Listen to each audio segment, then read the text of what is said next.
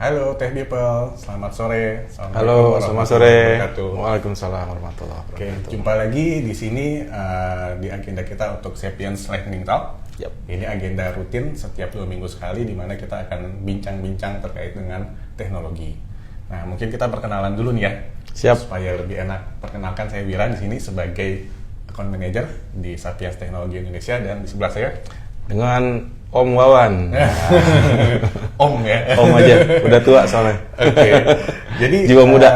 Agenda kita sore ini buat XLT ini adalah Network Solution for Remote Site Office Ya, nih ya. betul banget.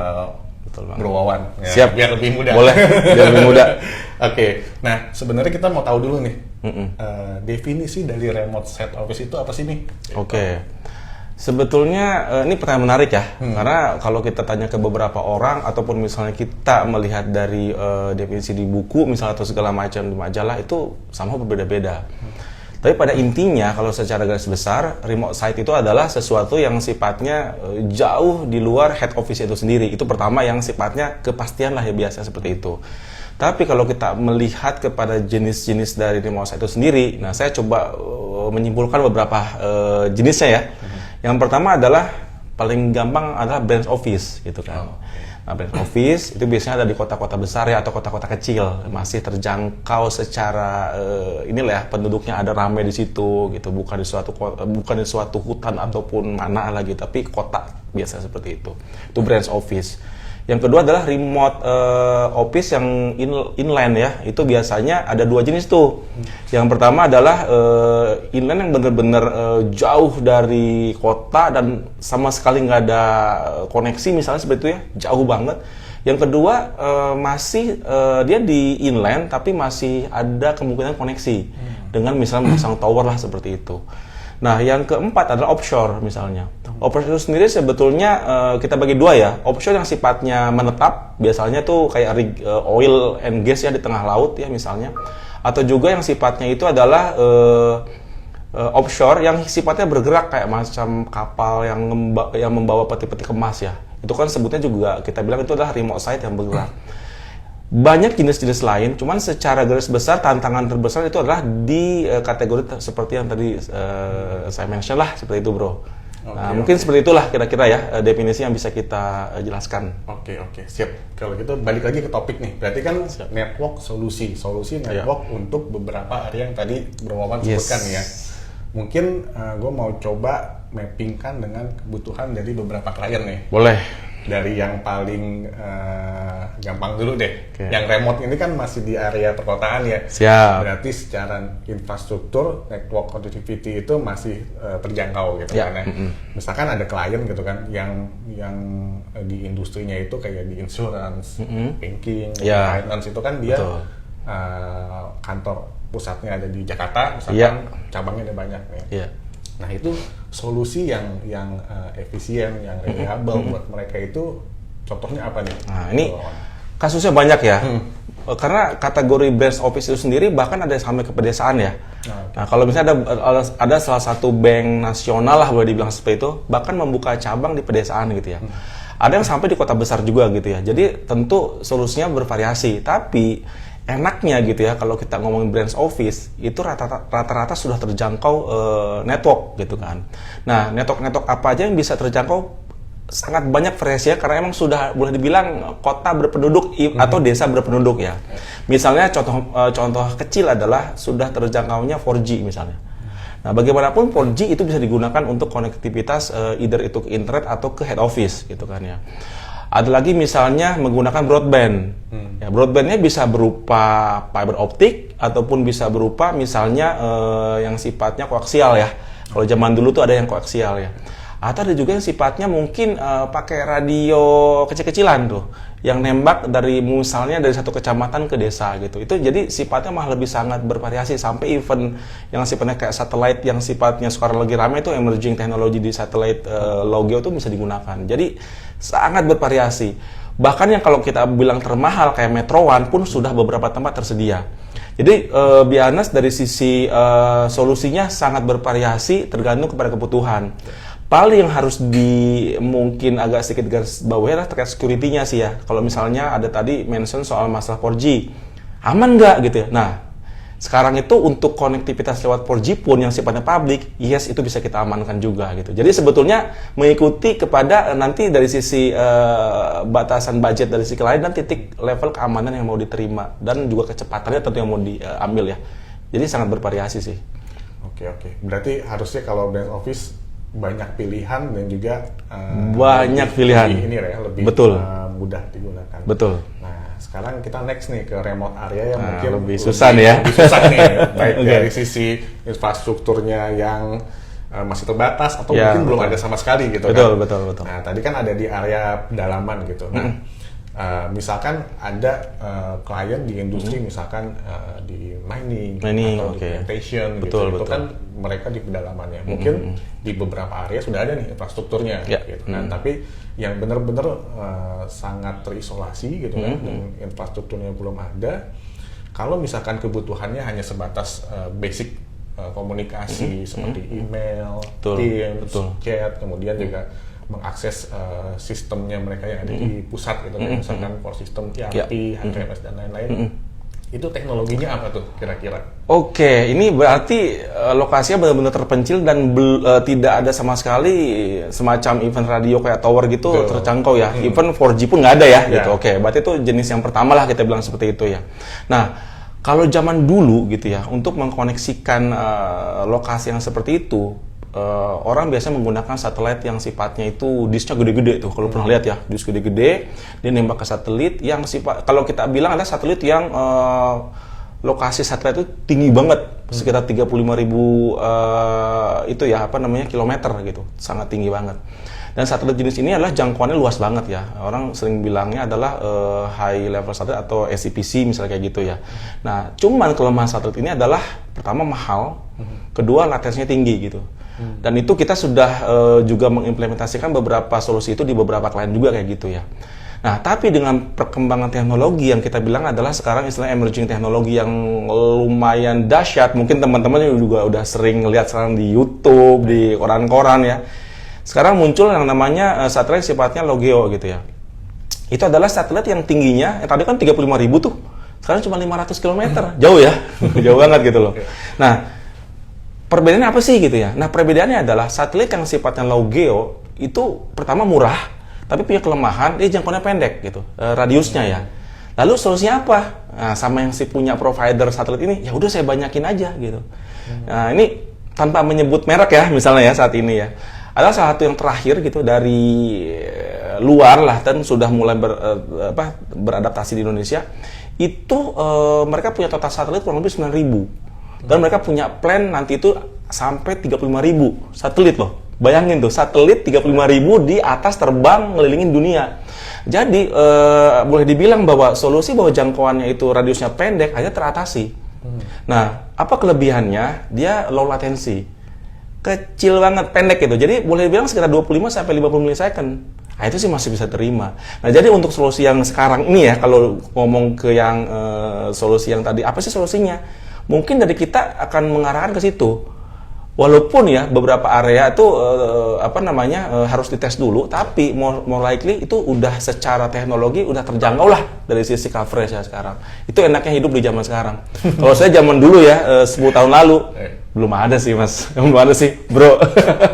Tapi kalau dari sisi harga tuh kira-kira gimana? Kan yang saya pahami sebagai orang awam adalah untuk di remote area pasti butuh membangun infrastruktur yang mahal sekali gitu kan. Betul. Nah, kira-kira apakah dengan perkembangan teknologi yang sekarang ini akan bisa mengurangi sisi implementasi itu? Saya ngambil sampel roughly kasar aja gitu ya. Sebagai contoh misalnya satelit yang high ini ya ketinggian yang tinggi sekitar 35.000 itu, sebagai contoh untuk 1 megabit per second dengan latensi yang luar biasa tinggi gitu ya, yang lambat gitu, itu harganya bisa 3 juta sampai 9 juta loh zaman dulu. Sekarang gitu ya, dengan harga misalnya 3 juta, saya bisa dapat sekitar untuk downloadnya, saya bisa dapat 100 Mbps loh. Jauh ya? Jadi boleh dibilang mungkin SLA-nya nggak seperti yang teknologi sebelumnya, cuman lah satelitnya banyak kok sekarang. Sekarang kalau nggak salah ya, mau ditargetkan 12.000 satelit nih, teknologi yang sekarang Logio yang lagi digadang-gadang rame banget di dunia maya ya. Target nanti berikutnya 35.000 loh. Jadi ya sudah gitu kan, itu udah banget mengcover kebutuhan high availability ya di level mereka sendiri gitu. Dan itu terbuka banget dimension di website mereka gitu. Seperti itu. Jadi solusinya sekarang kalau untuk remote area udah nggak masalah tuh, gitu. Oke. Nah, tadi kan remote area yang masih di darat. Yes, gitu. betul. Kayaknya ini yang lebih advance lagi tadi yang disampaikan remote area ini yang sifatnya ini ada di laut nih. Gitu. Udah gitu mungkin di laut kadang yang sifatnya itu dinamis gitu ya. Contoh kayak misalkan klien yang bisnisnya ekspedisi kontainer gitu kan. Kapal-kapal besar ya? Betul, kapal besar. Monitoring kan sebenarnya. Kapan sih sampainya? Nah itu apakah bisa menggunakan teknologi yang tadi? Ini juga kalau kita ngomongin ini, saya nggak bisa lepas dari cerita masa lalu dulu ya. Dulu saya pernah juga kerja di sebuah company yang emang sifatnya itu hilir mudik tuh berlayar tuh dari satu negara ke negara lain gitu ya. Mereka saat itu menggunakan kita bilang istilahnya maritim satelit gitu ya. Yang sifatnya itu adalah sama terkoneksi ke satelit yang tinggi tadi yang 35.000 tadi. Mahal. Dan satelitnya pun mahal. Bentuknya mungkin kalau pernah lihat kayak bola ya, atau berupa satelit yang pakai gimbal. Kalau sekarang gimbal udah dipakai bikin video kan. Dulu dibikin buat satelit kayak gitu tuh karena harus imbang gitu ya, dan dia bisa mengikuti pergerakan satelit itu gitu ya. Dan bentuknya bola berarti kan sifatnya ya sphere gitu ya, bisa menyebar gitu. Dan itu mahal banget. Sekarang teknologi yang sama dengan yang tadi udah bisa digunakan. Contoh begini ya, sebagai perbandingan. Dulu satelit kayak gitu, disknya itu mungkin harus mengeluarkan biaya ratusan juta. Sekarang mungkin sekitar kalau boleh dibilang 40-60 juta udah bisa. Dengan bandwidth lebih tinggi dan kecepatan lebih tinggi. Dan dia tetap bergerak, tidak perlu diem. Jadi orang masih tetap bisa berinteraksi dengan keluarga di rumah misalnya gitu ya. Ataupun dia menggunakan aplikasi yang ada di head office misalnya. Itu tetap bisa. Sekarang dunia jadi terbuka tuh, nggak harus saya cuma dapat di kota doang bisa dapat internet gitu ya. Nah, itu udah bisa gitu kayak gitu. Jadi luar biasa sih perkembangan emerging teknologi di level network ya sekarang ya, dibandingkan katakanlah 3 tahun lalu deh misalnya. Sekarang udah kayak macam wah gitu. Gitu tuh sih, Bro. Ya. Berarti memang seiring berjalannya waktu teknologi semakin berkembang, ini akan sangat membantu bisnis dari klien-klien kita. Sangat membantu sekarang. Karena kan network ini pasti adalah fondasi dari betul bisnisnya mereka nih. Gitu. Ini bener banget ya. Jadi mungkin beberapa klien ataupun teman-teman lah ya, di mana itu kadang-kadang berpikir di area misalnya aplikasi aja gitu ya. Tapi sebetulnya tanpa network yang reliable, aplikasi atau mungkin istilahnya digitalization kali ya, itu mungkin nggak bisa berjalan dengan baik. Karena tanpa network apapun ya, mau aplikasi, infrastruktur ataupun ya kita tahu lah ya, itu kayak jalan raya yang nggak bisa jalan gitu loh.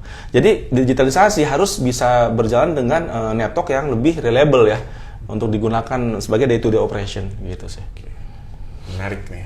Nah, kita tadi bicara terkait dengan connectivity nih, Bro. Jadi kalau misalkan nih, kan tadi caranya untuk connectivity antar site itu sudah antar remote area sudah dijelaskan gitu ya. Betul. Nah, yang ingin jadi pertanyaan selanjutnya, yang paling penting gitu ya, dari aspek security ini gimana sih? Oke, ini menarik gitu ya. Jangan sampai sudah koneksi aja, tapi security-nya betul. terabaikan gitu. Nah, kalau ini menarik ya pertanyaannya, karena aspek security itu adalah bagian juga dari implementasi network ya, yang akan impact ke area yang lain gitu kan. Misalnya begini, tadi disebutkan bahwa misalnya ketika ada satu orang menggunakan terkoneksi ke satelit dan dia broadband, berarti kan sebetulnya dia adalah terkoneksi ke internet kan ya, menghubungi aplikasi atau menggunakan aplikasi yang ada di office. Gimana security-nya? Alhamdulillahnya teknologi itu juga menyertai nih, Bro, gitu kan. Contoh misalnya apa teknologi yang disebut dengan SD-WAN, Software Defined WAN gitu ya. Jadi itu sistem kita bisa bikin yang namanya tunnel gitu ya, tunnel dari satu titik ke titik lain, misalnya dari satu rig misalnya ada di offshore ke head office, itu dibuatkan secara otomatis by sistem sampai ke level IPS-nya atau screening-nya. Kalau dulu kan bikin tunnel harus manual ya, maksudnya ya manual, security-nya pun nggak bisa ke screening. Sekarang udah tersedia teknologinya. Nah, kalau pernah teman-teman mungkin dengar SD-WAN, itu salah satu ya solusi untuk supaya interkoneksi dari satu lokasi ke head office itu tetap aman gitu kan. Nah, terkait itu juga kalau misalnya ada di suatu lokasi kadang-kadang juga ada server ya. Betul. Misal nih, ini contoh aja, ada juga sih yang ada server gitu. Cuman kalau kita mungkin pernah ke klien sama bro, kita beberapa kali nemuin ya. Nah, somehow juga kita suka melihat hasil assessment ada juga yang nggak terprotek ya. Nah, kita suka sampaikan kepada user-user bahwa sebetulnya server yang ada di site pun adalah aset gitu dan harus kita protect, dan itu pun udah pasti networkingnya protection sepertinya ada. Bisa kalau kayak macam data center di site ya standar lah ya, ada firewall, IPS itu kan, even kayak macam web application firewall kalau ada aplikasi di situ misalnya. Nah, sama ke titik lain misalnya kalau misalnya kita mau mengkoneksikan IoT kita atau perangkat OT misalnya di site gitu ya, itu gimana tuh cara ngamaninnya? Itu juga bisa. Kita bisa menggunakan semacam IT protection, protector ya, kayak macam OT firewall dan lain sebagainya juga kita sedia ada solusinya. Jadi sebetulnya ini kembali kepada klien, level of acceptance resiko mana yang mau diterima, dan, atau mungkin dia bisa langsung diamankan atau bertahap secara roadmap atau staging gitu. Jadi sekarang jawabannya bisa diamankan. Bahkan yang paling menarik adalah kalau koneksinya gimana kalau saya pakai 4G, itu juga bisa diamankan gitu. Jadi ya sekarang enak ya, nggak kayak dulu. Saya terjun di IT dari tahun 2000, susah zaman dulu. Kalau sekarang tuh enak banget. Karena emang kalau digitalization nggak diikutin perkembangan di area network, ya nggak jalan juga ya pasti digitalization. Ya, karena tadi itu adalah fondasinya ya. Betul banget. Oke. Nah ini menarik sekali nih. Mungkin kita bisa cek dulu nih kalau mau pertanyaan dari beberapa tech people yang sudah join. Di sini ada pertanyaan dari Tondi Nababan. Nah, ini buat Bro Wawan nih. Yang dimaksud tadi apakah citra satelit? Oke. Mungkin yang tadi terkait dengan pertanyaan yang terkait dengan yang di remote saya tadi ya. Yang kayak macam di inland gitu ya. Nah, jadi terima kasih Pak Tondi atas pertanyaannya. Salam kenal. Anyway, dari sisi tadi yang dijelaskan betul itu mengenai satelit, tapi satelit itu sendiri sebetulnya terbagi dari berbagai macam satelit. Ada yang high gitu, ketinggiannya tinggi gitu ya, mungkin sekitar 35.000 km di atas bumi gitu ya. Kelebihannya itu dia jangkauannya luas, karena kan dia tinggi ya. Tapi kelemahannya latensinya sangat besar gitu kan. Itu teknologi yang dulu digunakan ramai di tahun-tahun dulu lah, kayak tahun 2000-an gitu. Itu kebanyakan menggunakan teknologi itu.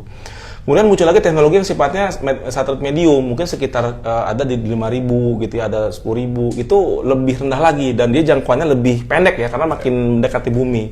Tapi latensinya makin kecil. Tapi dibutuhkan satelit yang lebih banyak gitu. Sebagai contoh 4 satelit yang high itu sudah bisa mengcover satu bumi gitu.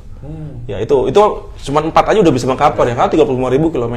Tapi kalau semakin kecil katakan 500 km paling cuma area kecil gitu, karena dia makin pendek ya. Ini kan logik dari sisi apa ya? Ya makin pendek ya, cuman ini ya, karena nggak, ya jangkauannya secara view mata lah, field of view-nya seperti itu. Nah, tapi intinya untuk mengatasi jangkauan kecil itu ya solusinya adalah satelitnya diperbanyak. Nah itu yang digunakan dengan emerging teknologi sekarang. Karena yang paling penting kan kalau terkoneksi tapi latensinya tinggi, ngapain juga gitu ya? Contoh sebagai macam zaman dulu kalau pernah dengar yang namanya virtual application, dia membutuhkan minimal latensi itu adalah maksimum latensi adalah 100 milisecond. Sementara yang satelit SCPC itu bisa sampai 1000 milisecond, nggak dapat aplikasi jalan. Ya kan? Jadi sekarang tuh benar jawabannya lebih kepada jenis satelit yang mengorbit dan sudah bisa menggunakan satelit yang rendah tapi dengan jumlah yang banyak. Gitu. Kecil-kecil satelitnya. Nggak gede. Jadi mungkin mirip ini ya kalau pernah dengar pendaratan di Mars ya, daripada menggunakan robot besar satu, di mana ketika satu itu down, maka ekspedisi ke Mars habis. Nah mereka merubah tuh menggunakan robot-robot kecil. Satu mati robotnya, masih banyak yang lain. Itu mirip seperti itu analoginya. Dan itu sekarang sudah bisa digunakan dengan either itu secara pengguna personal ataupun pengguna corporate. Keduanya ada tersedia. Terima kasih nih Pak Wawan jawabannya. Mungkin semoga menjawab ya dari tadi Tondi Nababan. Terima kasih pertanyaannya. Next dari Ucok Brovoluski. Wah, namanya lumayan unik nih. Dari Eropa Timur ya. Eropa Timur kayaknya. Wah, ini nyebutin merek nih. Iya, ya udah nggak apa-apa ya, nggak apa-apa. Jadi teknologi yang tadi itu tuh yang emerging itu. Iya, salah satunya ini emang. Ya, apakah impact-nya itu ketika cuaca kurang baik itu jadi ada gangguan gitu kan. Ya, Kemudian radiasi terkait teknologi sekarang apakah berdampak besar dengan kesehatan? Oke. Anyway, kalau ngomong soal masalah mungkin cuaca ya, kalau kita ngomongin itu sebenarnya kan protokolnya kayak Q-band namanya gitu ya. Ada itu berdampak kesehatannya, berdampak cuaca ada. Cuman karena dia semakin banyak jumlah satelitnya, jadi dia bisa tuh. Dia bisa berpindah-pindah ke satelit yang lain gitu. Jadi selama dia bisa view dari titik yang sama, dia bisa berpindah tuh. Itu enaknya. Jadi teknologinya itu bisa sedikitnya diminimize dari sisi itu. Makanya beberapa area yang sifatnya personal gitu ya, itu tidak ada SLA. Cuman based on pengalaman ya drop dikit daripada kita bayar mahal, kenapa gitu kan. Jadi nanti dari sisi aplikasinya tuh yang dirubah. Misalnya gini, ketika ketika networknya lagi terganggu, aplikasinya punya buffer, jadi tidak seolah-olah user tetap bisa mengirimkan data, cuma sebenarnya di buffer. Once terkoneksi lagi dia kirim. Mirip WA yang lagi mati koneksi kan dia tetap bisa kirim ya. Tapi sebenarnya bukan kirim tuh. Ya betul, seperti itulah ada buffer tunggu. Dan ini pun sebenarnya tadi masih bertahap kan ya, dari 3.600 satelit nanti akan menjadi 9.000 ya. Sekarang sudah 9.000. Oh, sekarang sudah 9.000. Saya lihat di itunya mereka punya knowledge base-nya udah 9.000 dan itu akan sampai ke 12.000. Targetnya itu kalau saya lihat sampai 35.000. Berarti semakin lama akan semakin berkurang ya? Betul, dampaknya akan semakin berkurang, betul. Okay. Jadi dimanjakin aja udah gitu kan. Dan tadi itu satelitnya kecil-kecil. Kecil-kecil, cuman beratnya tuh nggak sampai tontonan gitu. Cuma ratusan kilo awal. Jadi sangat kecil banget. Dan dia memiliki sebagai contoh kalau kita baca di knowledge base-nya yang kan ngomong Starlink ya. Itu tuh dia udah punya kayak macam laser pinpointnya sampai 3 buah per satelit gitu. Jadi bisa nembaknya tuh lebih luas, lebih kuat lah gitu ya. Jadi dampak cuaca bisa diminimalisasi di samping dengan jumlah satelit yang banyak tadi gitu. Kesehatan ya, saya rasa sih kesehatan asal dampaknya sih mungkin orang-orang di pedesaan yang tadinya tidak ada internet jadi main internet, kesehatannya bukan terkait satelitnya, cuman jadi mungkin main game gitu ya kayak gitu. Jadi nggak ada yang namanya secara langsung nggak sih, karena protokolnya protokol yang emang sudah secara umum digunakan ya Q-band gitu. Oke, semoga menjawab dari Ucok Kurowski.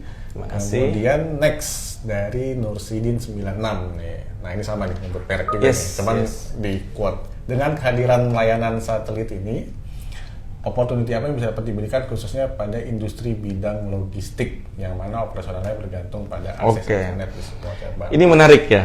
Logistik ini berarti hampir sama dengan yang tadi ya, bergerak ya. Betul. Gitu. Nah ini menarik gitu ya.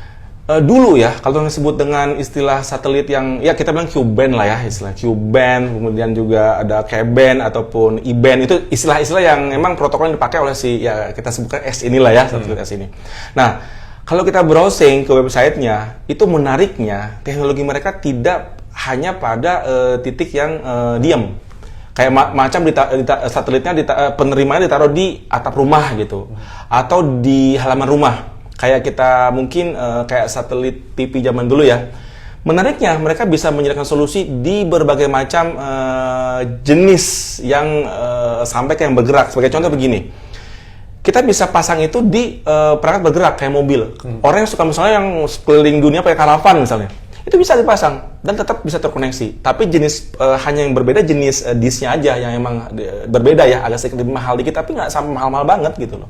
Ada lagi yang sampai bergeraknya cepet, misalnya apa? Pesawat terbang atau misalnya pesawat helikopter, itu udah bisa sekarang dengan menggunakan teknologi ini dan lebih cepat internetnya. Kalau zaman dulu ya kita ada di pesawat, mungkin pernah nyobain pesawat ya agak sedikit ya enak gitu ya, dan di situ internetnya ada, tetap lambat. Sekarang bisa lebih cepat. Jadi sekarang tuh luar biasa, nggak usah kita berbicara truk yang bergerak gitu ya. Yang namanya kayak macam pesawat terbang udah bisa gitu. Yang kecepatan ground speed-nya luar biasa, berapa ratus kilometer per jam ya gitu. Nah, cuman memang ini tergantung solusinya, harus kita lihat dulu di mana pergerakan ini truk ini. Kalau selama pergerakannya misalnya masih terdapat signal LTE misalnya, saya sih lebih prefer pakai LTE dulu. Ini ngomongin masalah efisiensi ya. Betul. Karena ngapain juga gitu harus sampai ke situ gitu. Tapi kalau terlalu di pelosok yang signal LTE-nya nggak ada gitu, kan nggak bisa kita ini ya. Jadi tracking misalnya truk-truk yang bergerak logistik ya susah juga kan kalau nggak ada signal. Karena sekali lagi digitalization, nggak ada signal nggak asik atau nggak jalan gitu kan ya bro ya. Seperti itulah kira-kira, mudah-mudahan bisa dipahami. Oke. Next, nah ini lanjut lagi nih. Pak Tony ya. Oke, kita butuh foto area kerja kita dalam hal ini di hutan untuk melihat apakah ada operasi ilegal di area kerja. Nah, adakah teknologi itu mahal kah? Gitu. Jadi, satelit nih. Gitu. Kalau ini sih lebih kepada ini agak sedikit berbeda, cuman kita bisa jawab. Misalnya kayak macam mungkin saya pengen tahu real life saat itu gimana posisi terakhir gitu ya. Sebetulnya ini kembali ke penyedia jasa yang menyediakan foto satelit gitu. Kalau kita mungkin kalau pernah lihat Google Earth ya. Nah, Google Earth yang sifatnya yang kita udah pakai itu sebetulnya yang tidak berbayar. Kalau yang berbayar itu kita bisa minta ke mereka buat menyediakan foto citra satelit terakhir gitu. Walaupun tidak real ini gitu ya. Saya belum tahu sekarang apakah sudah ada realnya dari Google Earth karena udah lama ngikutin. Cuman terakhir itu kita bisa bayar untuk menyediakan jasa foto citra satelit terakhir dari suatu lokasi. Jadi nggak perlu kita kayak dulu harus gimana gitu ya. Sekarang udah enak banget sih gitu. Gitu. Itu jadi lebih kepada citra satelit di satu lokasi kan ya. Itu bisa kayak gitu sekarang. Oke. Nah, lanjut di sini ada Jainuddin Rifai. Waduh, halo Pak Jainuddin. Apakah orang kita bisa buat satelit yang up to date? Nah, orang kita nih ya. Maksudnya orang Indonesia maksudnya ya. Sampai sejauh ini sebenarnya secara teknologi itu bisa banget gitu ya. Cuman bayangkan ya, kita ngomong volume kan ya. Kalau ngomong low geo ya. Kita membuat satelit 9.000, belum lagi meluncurkannya, itu luar biasa, pasti investasinya harus luar. Jadi intinya sih bukan masalah bisa nggak bisa, lebih kepada hitung-hitungan investasi sih. Nah, ini pun lagi ditantang, kemarin kan kalau lihat di berita ya, provider-provider yang ada di kita lagi ditantang juga sama pemerintah, bisa nggak kayak gitu. Sebenarnya bisa gitu kan. Sebagai contoh kayak macam si S-Tank tadi deh yang kita mention, itu kan meluncurkan sendiri satelitnya.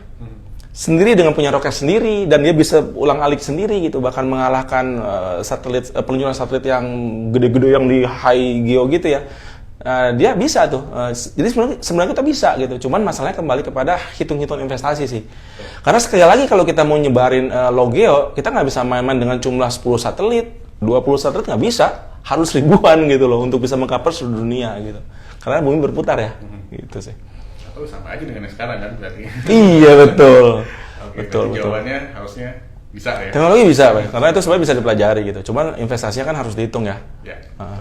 Karena pasti at the end adalah bisnis yang dihitung ya. Yes, betul. Bener banget, Bro. Oke. Masih ada pertanyaan lagi dari Tech People? Kayaknya udah ada. Kita lihat. Kita lihat dulu ya. Oke, dari Riza Ihsan.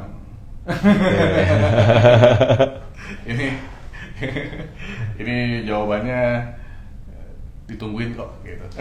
Makanya sesi SLT ini hanya 30 menit. Oke. Ya. Mungkin terakhir nih, Bro Wawan gitu kan. Sebetulnya kalau dari solusi-solusi yang tadi itu, apa sih yang menjadi kekuatan dari Sapien sendiri? Oke. Gitu kan. Jadi ini terakhir nih sekarang. Ini pertanyaan menarik dan malah sangat menarik nih gitu kan. Oke. Dari beberapa solusi yang tadi. Betul. Mungkin kalau kita bicara soal masalah SI lain ya, bergerak di bidang network, ya mereka juga punya solusi yang mirip-mirip gitu ya. Cuman, apa sih kelebihan Sapien gitu ya? Nah, salah satu kelebihan Sapien adalah Sapien lahir dari managing remote site-nya yang sudah berpengalaman puluhan tahun gitu kan. Jadi, Sapien itu secara sejarah kalau kita baca di website-nya, itu adalah lahir dari sebuah ICT division yang memang sudah bertahun-tahun mengelola network sampai ke digitalization di area network, di area remote site. Dari remote site yang kita ini nggak main-main. Maksudnya nggak main-main itu maksudnya bukan ngomongin di kayak macam branch yang di tengah kota, benar-benar di pelosok dan sampai nggak ada network. Kita udah, dan itu kita dari sisi aplikasi digitalization sampai implementasi networknya, ya kita udah kayak pengalaman di situ. Jadi kita bukan bermain teori lagi, udah bermain yang namanya real real case kali ya. Mungkin kalau yang tadi nggak disebutkan, contohnya kayak macam PTP ya, point to point, PTMP kita udah bermain, sampai ke namanya private LTE pun kita udah bisa mengimplementasikan ya, bekerja tentunya dengan partner-partner kita yang prinsipal kita ya gitu ya. Nah, sampai ke area kayak macam yang sifatnya mungkin sedikit menyentuh area network nih, kayak macam network communication, radio trunking misalnya, kita pun udah pengalaman, bahkan kita udah mengimplementasikan di level provinsi sampai nasional kayak gitu. Jadi sebetulnya kekuatan kita di situ, kita punya pengalaman langsung di remote site yang pertama sampai ke pelosok dan besar dari sisi volume. Jadi itu sih pengalaman nilai value Sapien ya, yang mungkin kita bisa cek compare dengan yang lain di situ. Jadi yang tadi diobrolin kita ini sebenarnya memang berdasarkan experience. Pengalaman betul gitu sih. Mungkin waktu juga nih yang siap. Kita nih, siap.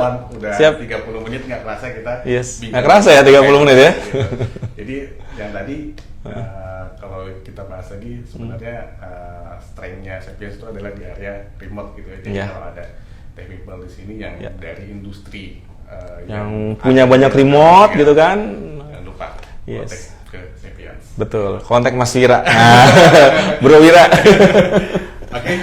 Mungkin kita akhiri si XLT di minggu ini. Sampai jumpa di XLT minggu depan. Siap. Selamat malam dan sampai jumpa. Sampai jumpa. Terima kasih.